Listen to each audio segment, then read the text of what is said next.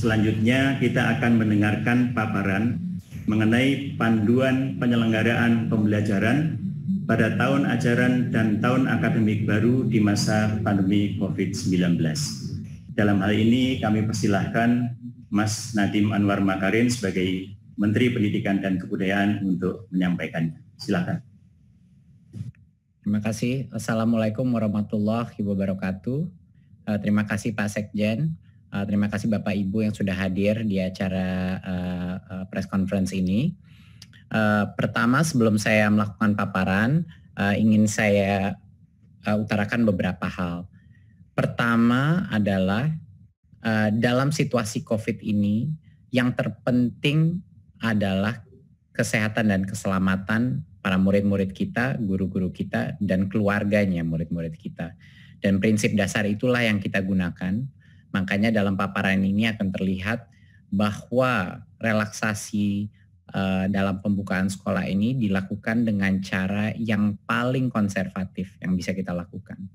Artinya ini merupakan cara terpelan untuk membuka sekolah sehingga keamanan itu diprioritaskan.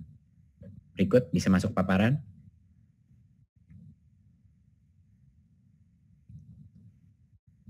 Ya, terima kasih. Berikutnya.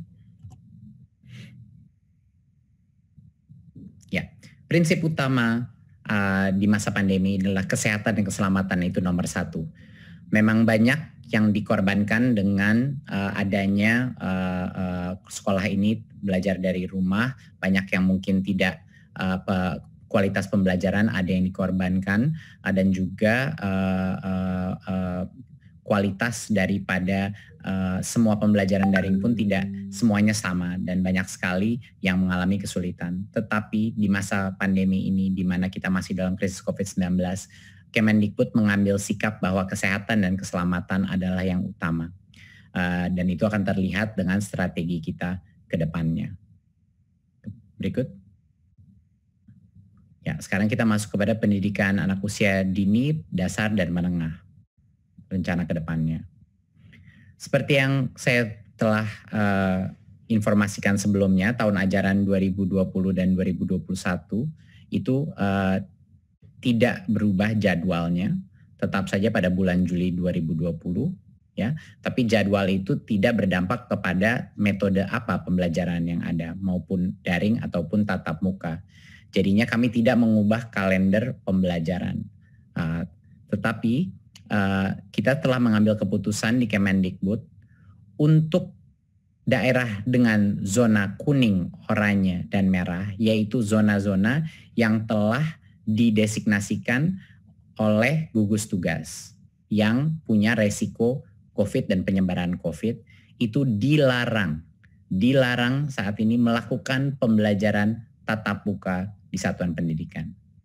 Jadinya untuk zona-zona yang merah, kuning, dan oranye ini merepresentasikan pada saat ini 94% daripada peserta didik, ya, di pendidikan dini, dasar, dan menengah. 94% daripada peserta didik kita tidak diperkenankan untuk melakukan pembelajaran tatap muka. Jadinya masih belajar dari rumah. Ya. Yang 6% yaitu yang di zona hijau, itulah yang kami memperbolehkan pemerintah daerah untuk melakukan pembelajaran tatap muka tetapi dengan protokol yang sangat ketat, yang itu yang akan kita jelaskan. Jadi saya ulang lagi bahwa untuk saat ini karena hanya 6% daripada populasi peserta didik kita yang di zona hijau, hanya merekalah yang kita berikan persilakan untuk pemerintah daerah mengambil keputusan untuk melakukan sekolah dengan tatap muka. Sisanya yang 94% tidak diperkenankan, dilarang karena mereka masih ada resiko penyebaran COVID. Berikutnya. Jadi bagaimana kriteria kita untuk memulai pembelajaran tatap muka?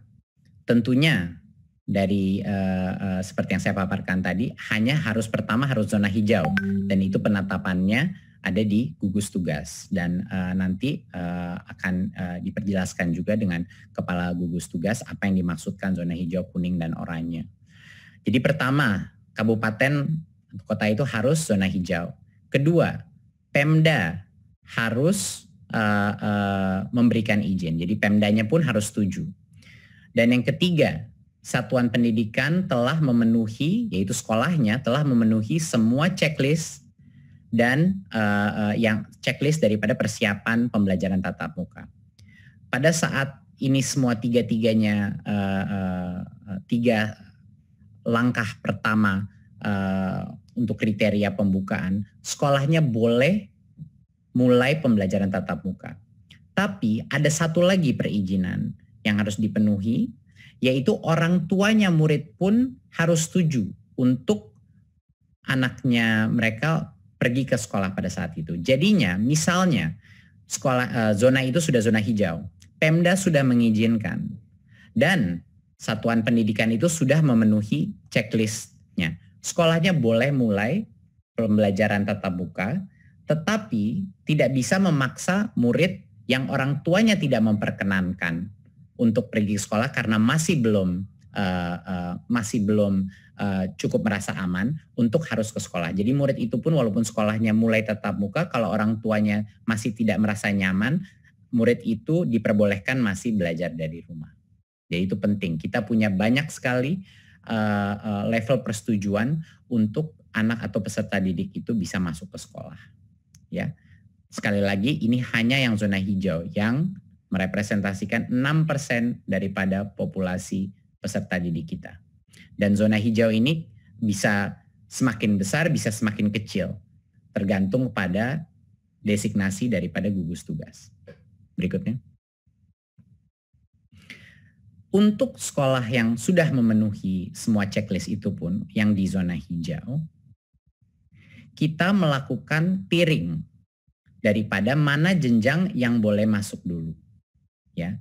Jadinya untuk bulan pertama pada saat itu checklist sudah terpenuhi, hanya diperkenankan SMA, SMK, dan SMP. Jadi hanya yang level lebih menengah situ. Jadi SD saat ini belum boleh dipersilakan membuka, harus menunggu 2 bulan lagi. Ya, jadinya untuk yang paling awal pun hanya level SMP ke atas yang boleh. Baru setelah 2 bulan kalau semuanya masih oke dan semua masih hijau, baru boleh SD dan SLB yang mulai dibuka. Ya. Mungkin saya koreksi untuk yang tahap 1 adalah SMA, SMK, MA, MAK, SMTK, SMK, dan lain-lain. Ya. Untuk tahap 2 bulan setelah itu baru boleh SD, ya, MI dan paket dan SLB. PAUD adalah yang paling terakhir dan baru boleh di bulan ke-5 kalau zona itu masih hijau, ya. Bulan ke-5 barulah PAUD boleh memulai belajar dengan tatap muka. Dan kami telah mendapat berbagai macam masukan dan input dari berbagai macam stakeholder dalam masyarakat, dan menurut kami ini adalah cara yang paling pelan dan bertahap untuk memastikan keamanan murid-murid kami. Karena kenapa yang paling muda atau jenjang paling bawah itu kita terakhirkan, itu karena bagi mereka lebih sulit lagi untuk melakukan social distancing, ya, interaksi, apalagi untuk SD dan untuk PAUD. Makanya bahkan itu tempat zona itu sudah hijau, masih kita berikan rentan waktu 2 bulan antara SMP SMA, baru 2 bulan lagi baru SD, baru 2 bulan lagi baru PAUD. Ya. Berikutnya, nah apa yang terjadi sebentar, bisa balik sebelumnya. Mohon dimengerti bahwa pada saat zona hijau itu, kalau zona hijau itu berubah menjadi zona kuning, itu artinya proses ini diulang lagi dari nol. Jadi tidak diperbolehkan belajar tatap muka. Ya, jadi semuanya harus balik lagi belajar dari rumah. Ya, berikutnya. Ya, untuk sekolah dan madrasah yang berasrama, kalau mereka di zona hijau, pada saat ini masih dilarang membuka asrama. dan melakukan pembelajaran tatap muka. Pada saat selama masa transisi atau 2 bulan pertama ini masih dilarang karena resikonya lebih rentan karena ada asramanya. Ya, jadi pembukaan asrama dan pembelajaran tatap muka dilakukan secara bertahap pada saat masa kebiasaan baru atau new normalnya. Jadi ini pun ada spesial eksepsi untuk yang berasrama. Berikutnya. Tadi saya sudah mention bahwa akan ada checklist untuk setiap unit pendidikan kita sebelum mereka boleh memulai sekolah tatap muka lagi. Dan checklist itu adalah tentunya yang pertama, ketersediaan sarana sanitasi dan kebersihan seperti toilet, sarana cuci tangan, hand sanitizer, dan lain-lain. Dan yang kedua adalah ada akses ke fasilitas layanan kesehatan di sekitarnya, itu sangat penting. Ketiga adalah wajib memakai masker, ya. Dan keempat, termogan untuk mengecek temperatur suhu siswa dan guru yang masuk. Dan yang kelima adalah beberapa aturan atau protokol kesehatan mengenai kalau ada peserta didik yang mungkin punya kondisi medis atau lagi sakit, itu tidak diperkenankan untuk masuk. Bahkan kalau keluarganya ada yang sakit atau flu, anak itu tidak diperkenankan masuk. Dan guru dan orang tua yang punya resiko komorbiditas juga sebaiknya tidak masuk dulu ke sekolah, ya, apakah itu diabetes atau hipertensi dan lain-lain komorbiditasnya, ya. Dan yang terakhir adalah checklist yang terakhir, harus ada kesepakatan dengan Komite Satuan Pendidikan, ya, untuk melakukan pembelajaran tatap muka. Jadinya harus ada komunitas persetujuan musyawarah bahwa sekolah itu terbuka. Dan itu akan kita masukkan sebagai bagian dari checklist ini. Jadinya banyak sekali checklistnya untuk bisa memulai pembelajaran tatap muka. Protokol ini sesuai dengan protokol kesehatan yang kami dapatkan dari Kemenkes, dan kami bekerja sama dengan Kemenkes untuk memastikan protokol kesehatan ini sudah align atau dengan arah yang sama dengan standar Kementerian Kesehatan. Dan kami juga ingin memastikan bahwa satuan pendidikan ini melakukan persiapan dengan Dinas Pendidikan dan Kanwil kantor Kemenak juga, ya, di masing-masing. Walaupun mereka belum zona hijau, tapi sebaiknya untuk mengerti protokol ini dan untuk preparasi sebaiknya dimulai dari sekarang untuk berkoordinasi untuk persiapannya. Berikut. Ya. Jadi salah satu hal yang terpenting tadi kita sudah mention mengenai masa transisi. Jadinya pada saat itu sekolah, misalnya di bulan Juli di zona yang hijau di satu kabupaten ingin memulai, dia sudah semua checklist sudah terpenuhi dan dia memulai pembelajaran tatap muka. Tapi tidak bisa normal dulu.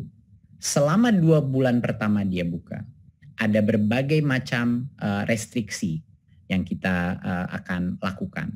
Yang terpenting adalah dalam kondisi kelasnya. Yang tadinya peserta didik rata-rata itu 28 sampai 30 anak per kelas, untuk 2 bulan pertama maksimal 18 peserta didik per kelas. Ini untuk pendidikan dasar dan menengah, ya. Jadinya sekitar kapasitasnya setengah atau 50%, sekitar 50% daripada kapasitas normal. Jadi secara otomatis sekolah ini yang melalui masa transisi ini harus melakukan proses shifting, ya, harus ada shifting. Dan kami memberikan kebebasan bagi unit pendidikan untuk menentukan seperti apa mau shiftingnya, per harian, per mingguan, angkatan kelas atau apa. Tapi dipastikan bahwa hanya boleh maksimal di dalam kelas 18 peserta didik untuk pendidikan dasar dan menengah. Dan untuk SLB jaga jarak minimum 1,5 meter. Itu 1,5 meter adalah suatu social distancing aturan untuk semua jenjangnya, ya. Tapi untuk SLB maksimal 5 peserta didik per kelas. Dan PAUD jaga jarak 3 meter dan maksimal 5 peserta didik per kelas. Itu pun pada saat kalau PAUD kan masih sampai tercepat pun baru 5 bulan dari sekarang di zona yang hijau. Dan jadwal pembelajarannya seperti yang saya sudah bilang tadi, itu ditentukan oleh masing-masing satuan pendidikan sesuai dengan situasi dan kebutuhannya. Ya, jadi walaupun masuk sekolah kapasitas pun dibagi, ya, jadi sekitar 50% kapasitas yang diperbolehkan masuk. Dan ini selama 2 bulan pertama. Ya, baru setelah 2 bulan masih hijau, tidak ada masalah, sudah benar-benar mengenal protokol yang baru boleh new normal, di mana lebih banyak peserta yang boleh masuk sekolah. Berikutnya. Oke.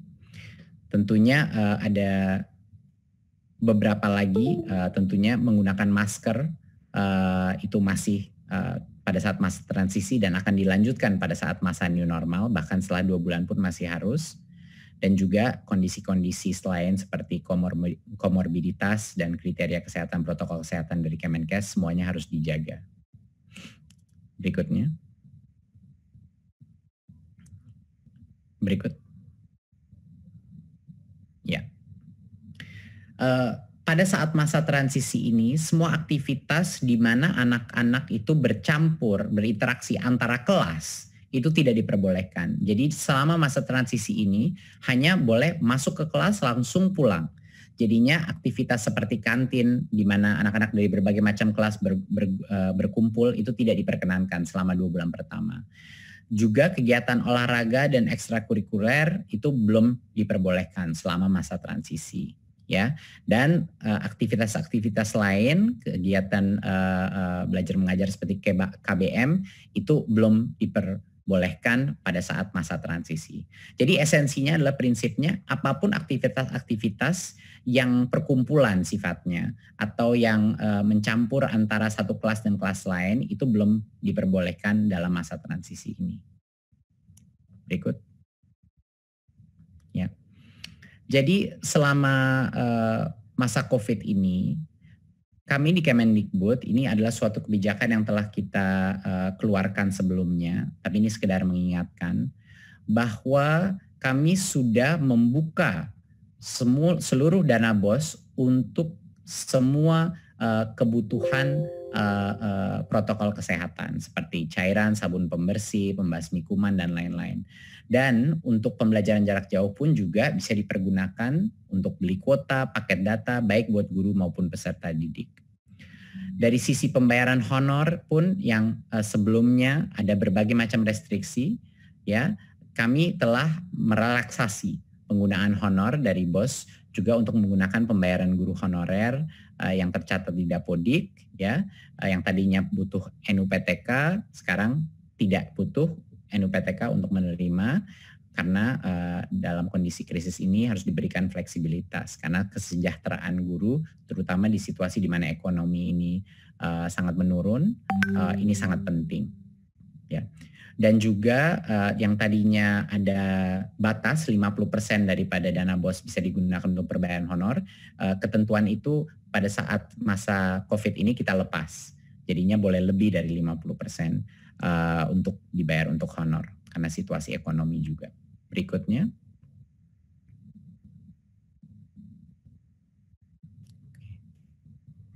Ya.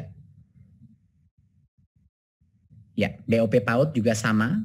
Ya, alokasinya bisa digunakan untuk berbagai macam pembelajaran jarak jauh maupun juga untuk protokol kesehatan. Sama juga yang tadinya honor itu hanya untuk transport pendidik, sekarang untuk pembiayaan honor pendidik bisa digunakan BOP PAUD sehingga lebih fleksibel, tidak hanya digunakan untuk transport, biaya transport pendidik. Dan yang sebelumnya persentase penggunaannya disekat-sekat, untuk masa krisis ini tentu besaran persentase per kategori itu dilonggarkan. Jadi tidak ada lagi diberikan sekat-sekat. Jadi sesuai dengan kebutuhan masing-masing PAUD yang ada. Jadi ini sekedar penekanan dari kami bahwa fleksibilitas penggunaan dana BOS itu bisa digunakan untuk melakukan masa transisi ini, ya, terhadap new normal. Dan itu sudah kita bebaskan bagi masing-masing kepala sekolah untuk menggunakan diskresinya untuk menjaga protokol kesehatan jika mereka sudah di zona hijau. Berikut.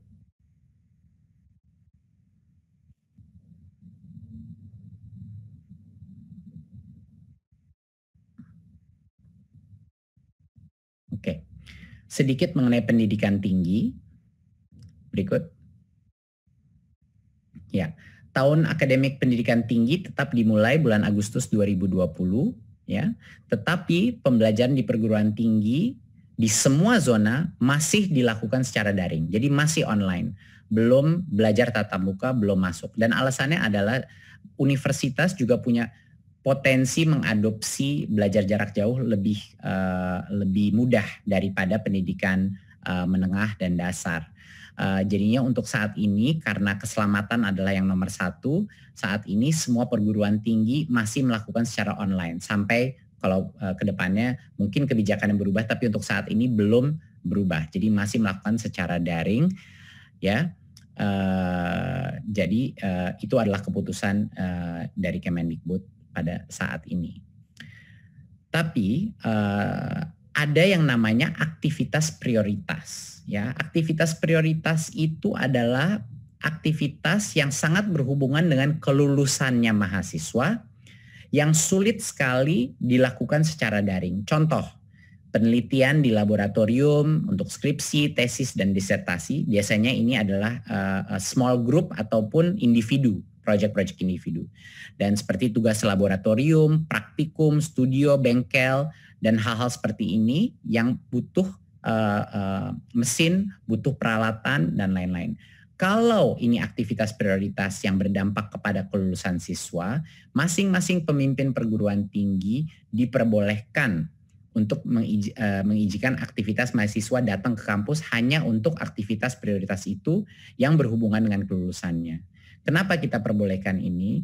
Karena kita tidak ingin mengorbankan potensi daripada setiap mahasiswa untuk lulus pada saat ini, karena itu akan menciptakan berbagai macam masalah lainnya.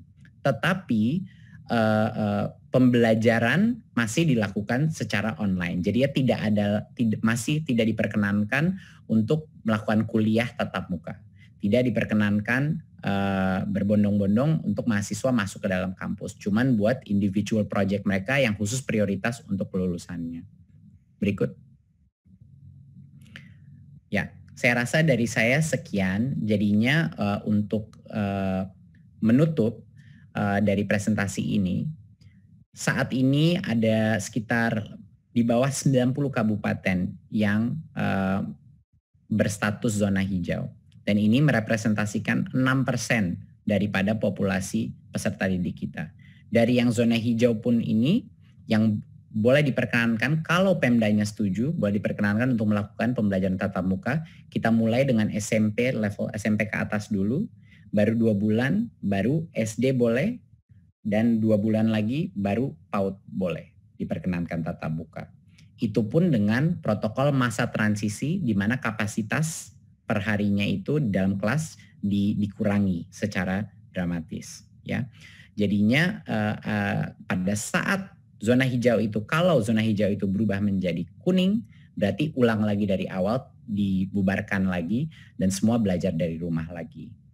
Jadinya ini akan menjadi suatu proses yang dinamis dan terus berubah. Jadi diharapkannya yang hijau masih hijau dan tidak kembali ke kuning, ya. Tetapi kalau dia kembali ke kuning, proses ini harus dimulai dari awal lagi dan tunggu hijau lagi. Jadi ini adalah keputusan dari bukan hanya Kemendikbud, tapi dari berbagai macam kementerian yang ada di sesi ini. Dan menurut kami ini adalah suatu metode relaksasi yang paling konservatif dan paling mengutamakan keselamatan siswa, siswi, guru, dan keluarga peserta didik Indonesia. Terima kasih. Wassalamualaikum warahmatullahi wabarakatuh. Assalamualaikum warahmatullahi wabarakatuh. Terima kasih Mas Menteri atas paparannya yang sangat jelas. Selanjutnya ada 3 pertanyaan untuk Mas Menteri. Beberapa sudah dijelaskan, tapi karena masyarakat memandang ini sangat penting dan mereka sangat hati-hati, ada pertanyaan ini. Yang pertama adalah bagaimana menyikapi kondisi jika di daerah tertentu sekolah sudah diperbolehkan menyelenggarakan pembelajaran tatap muka, Namun ada orang tua siswa yang keberatan anaknya masuk sekolah karena takut terpapar corona. Apa kebijakan Kemendikbud dalam hal ini? Silakan, Mas Menteri. Ini pertanyaan yang sangat baik. Jadinya keputusan akhir bahwa peserta didik itu masuk sekolah apa tidak, itu adalah di tangannya orang tua. Jadi walaupun sekolah itu membuka untuk pembelajaran tatap muka, sekolah itu tidak bisa memaksa orang tua untuk yang tidak nyaman untuk anaknya pergi ke sekolah. Jadinya keputusan terakhir itu masih di orang tua. Ya, untuk sekolahnya membuka, keputusannya ada di kepala sekolah, di Pemda, dan kepala sekolahnya pun harus melakukan musyawarah dengan komite sekolah. Tapi setelah itu boleh sekolahnya melakukan tatap muka. Tetapi masing-masing orang tua masih punya hak untuk menentukan apakah anaknya diperkenankan untuk pergi ke sekolah. Jadinya untuk sekolah yang terbuka pun kalau orang tua yang tidak nyaman, anak itu diperbolehkan untuk belajar dari rumah.